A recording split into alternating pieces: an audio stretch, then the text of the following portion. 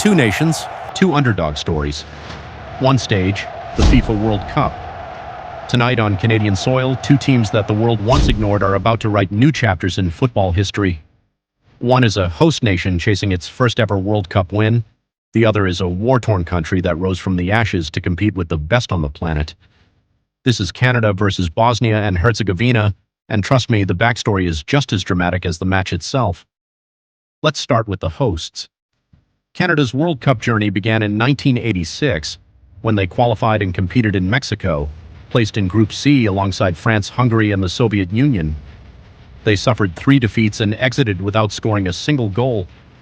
Then came silence. 36 long years of silence.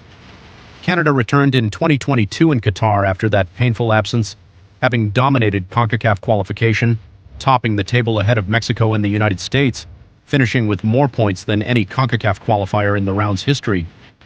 But Qatar didn't go as planned. Canada was eliminated in the first round after losing 1-0 to Belgium, 4-1 to Croatia, and 2-1 to Morocco. However, one moment from that tournament will live forever in Canadian football history. Just 68 seconds into their game against Croatia, Alphonso Davies leapt high to meet Edin Džeko's cross and powered in a header, becoming the first man ever to score for Canada at a World Cup. Born in a refugee camp in Ghana in 2000, Davies' parents fled civil war in Liberia and moved to Canada when he was 5 years old. He now plays for Bayern Munich, one of Europe's biggest clubs. That goal was 36 years in the making. Now in 2026, Canada are back, this time as hosts. The Jesse Marsch-led side are targeting their first World Cup win in history, with everything riding on players like Alphonso Davies, Jonathan David, and the golden generation that has taken Canadian football to new heights. Now let's talk about Bosnia and Herzegovina, a country whose football journey is inseparable from its history of survival. Known as the Dragons, Bosnia and Herzegovina made their historic World Cup debut in 2014 after gaining independence from Yugoslavia in 1992, a nation that had endured the Bosnian War and emerged with a passionate, unified football culture.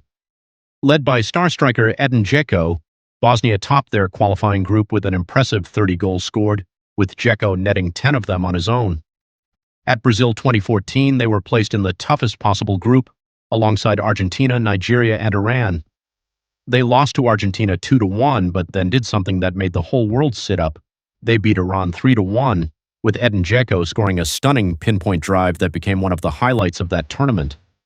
Alongside Džeko, the 2014 squad featured creative maestro Miralem Pjanić of Roma, reliable goalkeeper Asmir Begovic of Stoke City, and powerful striker Vedad Ibišević of Stuttgart.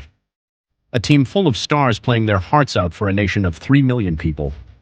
Now in 2026, Bosnia and Herzegovina are back on the grandest stage for only the second time, after a dramatic qualification campaign where they defeated heavyweights Italy on penalties to seal their spot.